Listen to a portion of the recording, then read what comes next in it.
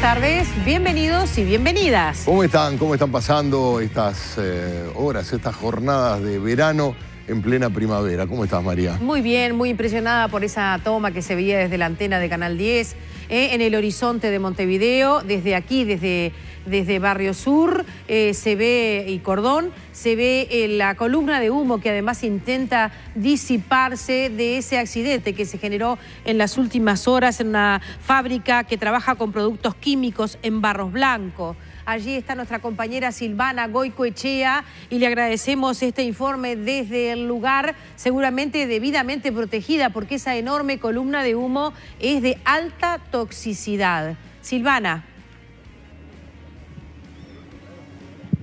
¿Qué tal? ¿Cómo están, María? ¿Están bien, Gerardo? Muy bueno, bien. Estamos aquí trabajando desde muy temprano y sí, como tú decís, esa columna tiene alta toxicidad porque tiene materiales químicos. Nos decían que uno de los principales es el tolveno. Estamos en el kilómetro 25-300 de la ruta 8 y la fábrica está entre 800 y 1000 metros aproximadamente hacia el lado sur. Nosotros estamos a unas 2 cuadras aproximadamente de donde está la fábrica, que no se ve, son 6 galpones. El hecho ocurrió en uno de ellos, nos decían que tienen más o menos entre 50 metros por 20, donde sucedió. Ellos le llaman a esa zona la zona de tanques, la zona de tanques. Fue aproximadamente sobre las 8:20 de la mañana, una fuerte explosión, no saben obviamente por qué fue.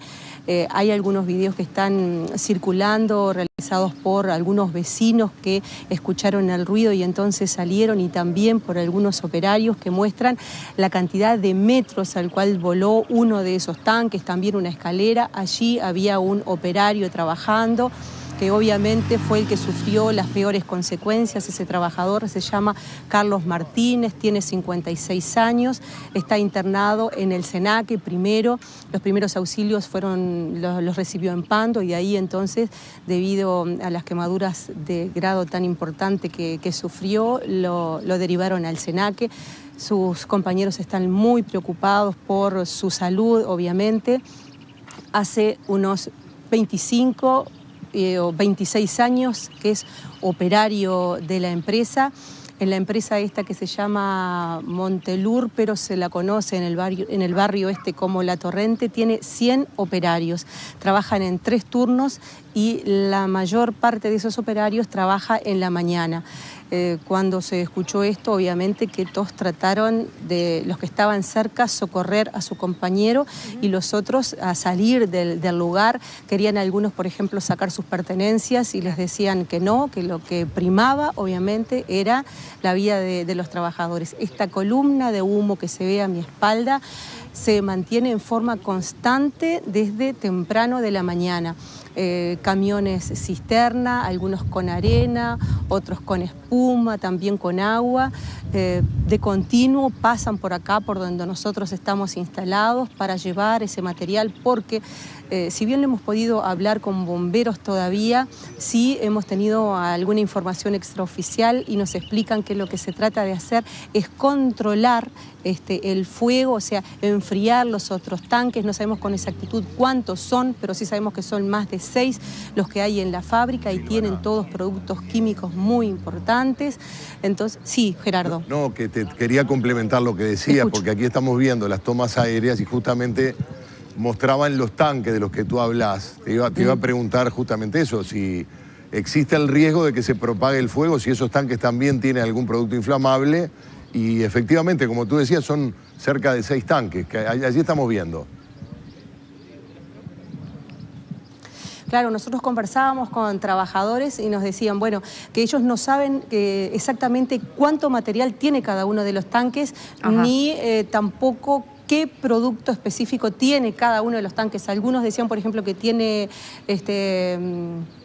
a ver, ya te digo con exactitud, nos decían que tiene tolveno, nos decían que tiene alguno de los tanques, pero ellos no saben qué cantidad. La capacidad promedio nos hablan entre 25.000 metros cúbicos y 70.000 metros cúbicos los tanques. Bien.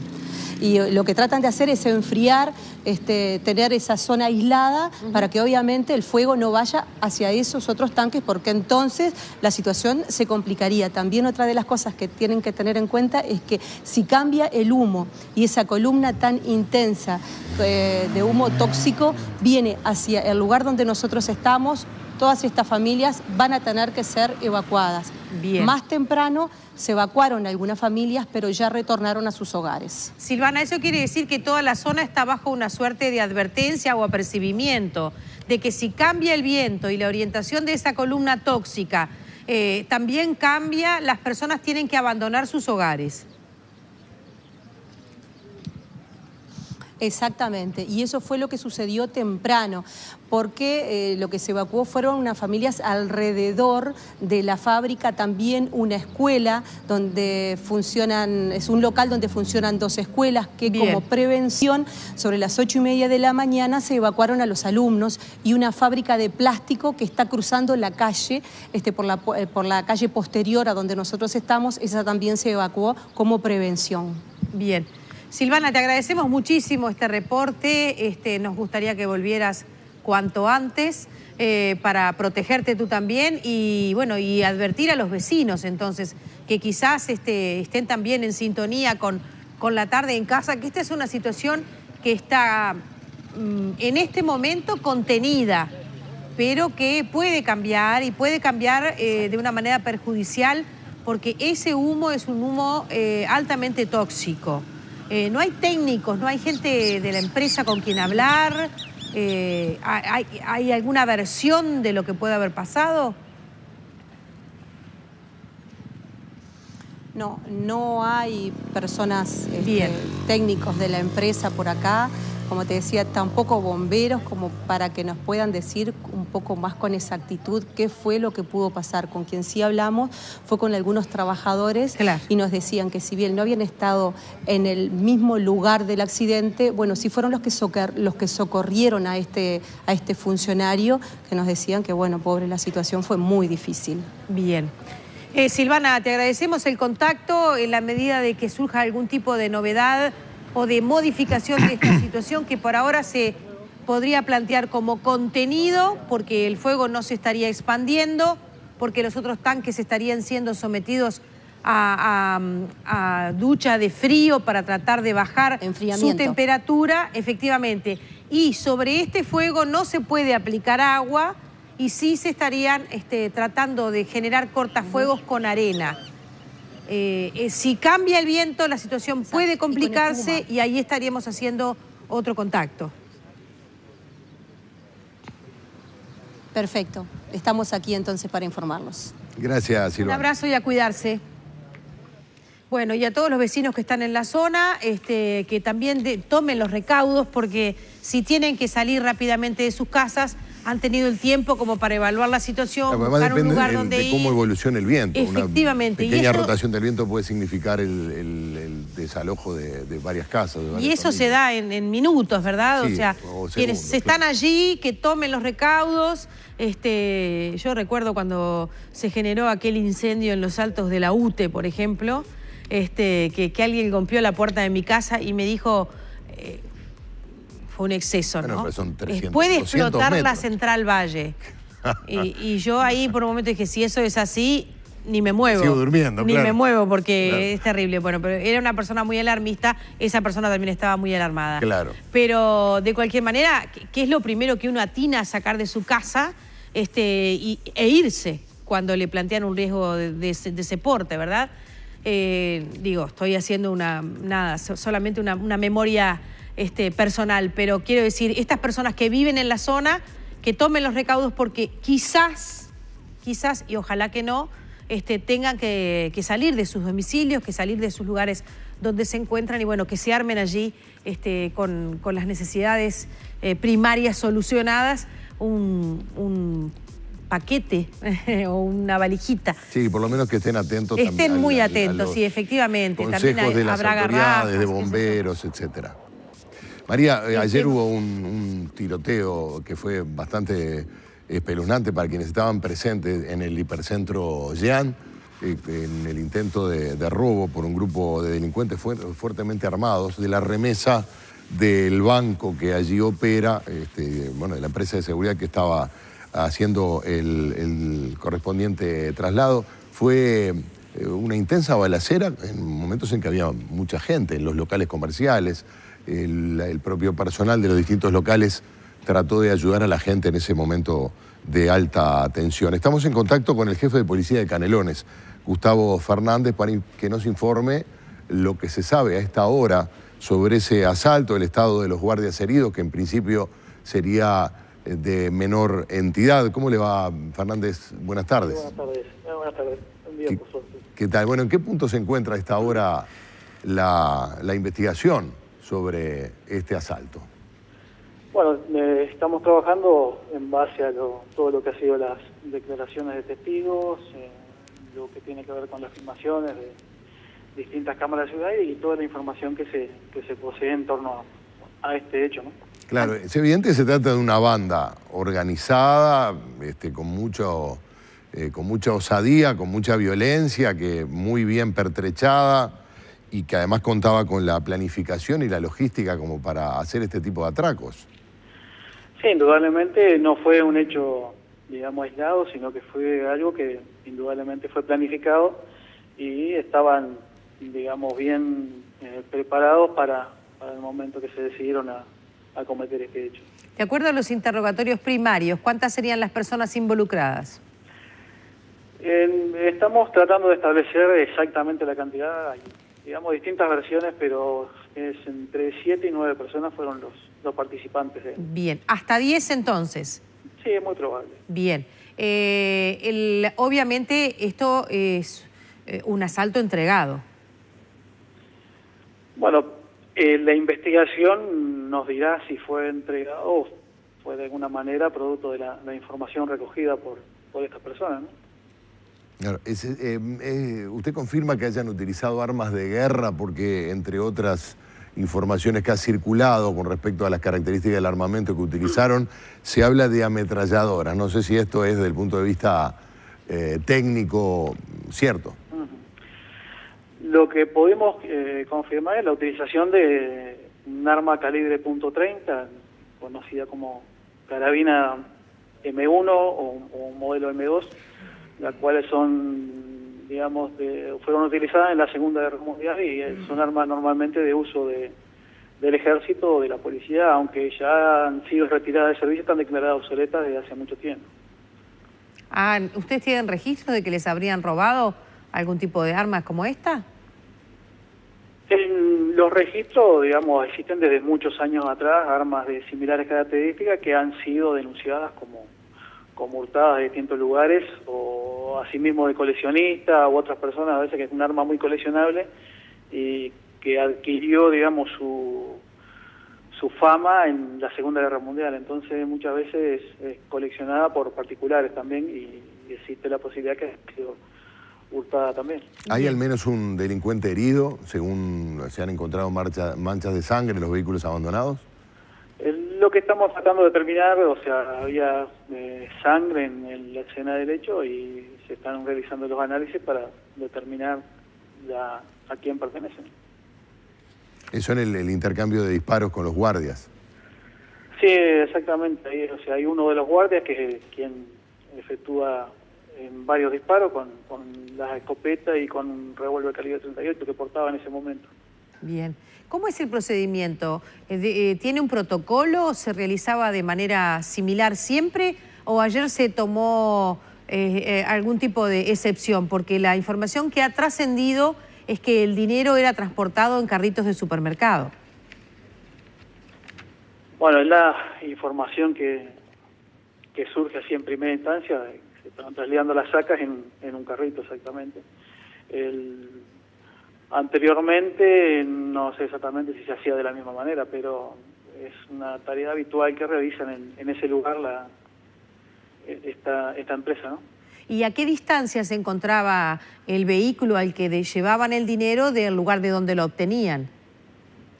Y la distancia esa es una distancia muy corta, digamos, es la distancia que permite lo que es el estacionamiento vehicular y la calzada, que es un poco ancha en esa zona. O sea que el vehículo sí estaba estacionado junto al lugar de donde se tenía que sacar el dinero.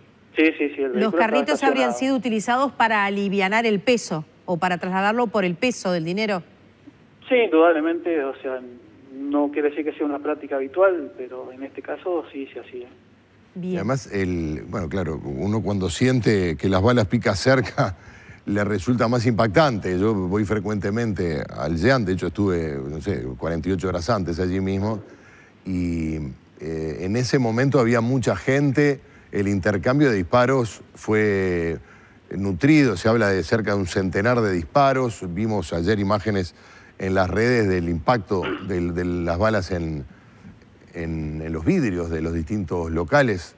La verdad es que pudo haber sido mucho peor, ¿no? El resultado en cuanto a heridos, además de... Sí, indudablemente si uno ve, digamos, en el lugar ahí los impactos que había, los casquillos y todos los indicios que había, indudablemente fue una suerte que no haya habido más personas heridas, sobre todo porque era una hora pico, ¿no? En afluencia de público al centro comercial. Más temprano escuchaba a algunos colegas, al colega Joel Rosenberg, que decía que el operativo que habían llevado adelante los trabajadores del JEAN para proteger a las personas que estaban en ese momento en situación de clientes había sido muy certero, muy bien preparado, y de alguna manera eso formaba parte de los logros, por eso no había habido ningún tipo de víctima. ¿Tiene algo que comentar al respecto? Indudablemente que el mismo ha sido efectivo, ya que no hubo que lamentar, digamos, otras desgracias, ¿no?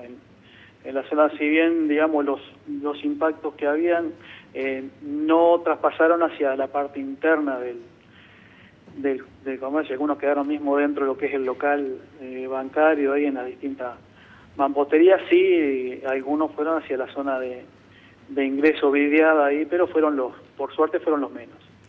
Fernández, estamos ante una banda organizada, sin duda, pero fue un tipo de accionar delictivo, llamémosle, de profesionales. Es una banda numerosa, el botín también lo ameritaba, se habla de unos $700.000. Digo por la dimensión de la banda, por lo que significa desde el punto de vista logístico, operativo, la preparación de este tipo de asaltos y la posibilidad de que vuelvan a atracar. Y normalmente en este tipo de hechos participan grupos numerosos con varios vehículos y con una determinada disciplina operativa para por lo menos poder tener una posibilidad de éxito en el mismo, ¿no? ¿Cuántos disparos, cuántos casquillos hay en la zona? En la zona se recuperaron más de 70 casquillos. O sea, ¿de fuego cruzado? Sí, básicamente la gran mayoría fueron, digamos, por parte de los asaltantes, ya que el que repelió la agresión fue un solo guardia de seguridad que estaba con una escopeta y un revólver calibre 38. ¿Ambas armas que son las que tiene para su trabajo? Sí, son las armas reglamentarias que utilizan asiduamente en su tarea. Bien.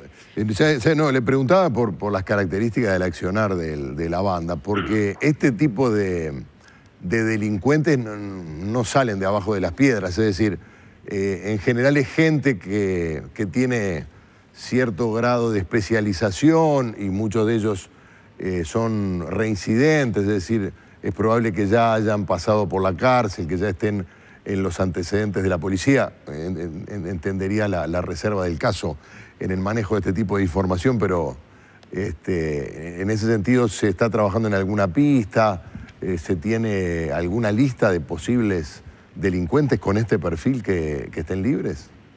Sí, indudablemente siempre se trabaja sobre la información que hay y la información histórica previa con respecto a este tipo de hechos, ¿no?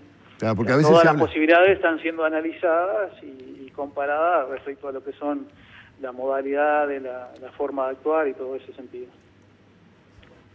Le agradecemos mucho el contacto. Le preguntábamos más temprano cómo podía haber llegado esa información a estas personas, si obviamente la tenían y de la mejor calidad, porque era importante la cifra que se robaban y que obviamente lograron hacer. Usted nos decía, se está investigando si la información fue filtrada o fue investigación por parte de los delincuentes. Sin duda, porque muchas veces si uno que anda en la calle normalmente ve las remesas y normalmente siempre son en los mismos horarios en determinados lugares y obviamente cuando es una zona, un lugar tan importante comercialmente y a esa hora del día, indudablemente es que la cantidad de dinero ahí es alta, ¿no? Bien, vale la pena que pensemos entonces si deben ser siempre a las mismas horas, ¿no? Sí, muchas veces como estrategia se cambian los horarios y todo, pero también a veces se ven limitados por lo que es el horario comercial y el horario de cierre de las instituciones. Le agradecemos estas informaciones primarias al señor jefe de policía del departamento de Canelones. Gustavo Fernández, gracias por compartir esta información primaria con La Tarde en Casa. Por favor, a las órdenes. Hasta luego, gracias. Hasta luego. Bueno, ayer nos fuimos con un programa y hoy volvimos con otro. La agenda de estos espacios periodísticos a veces pega estos golpes de timón, ¿no?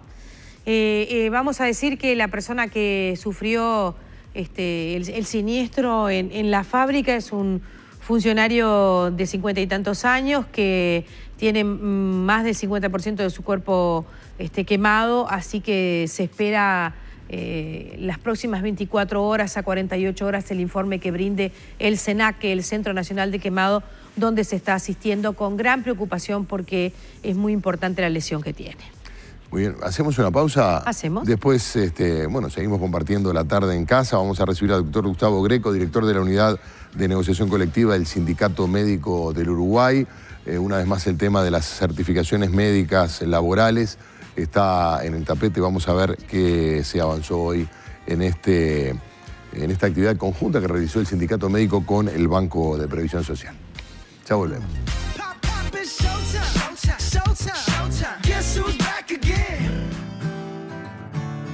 Off presenta un repelente tan liviano que te vas a olvidar que lo llevas puesto. Nuevo Off Smooth and Dry. Su fórmula base de micropartículas actúa durante horas dejando tu piel seca. Nuevo Off Smooth and Dry. Protección seca contra mosquitos.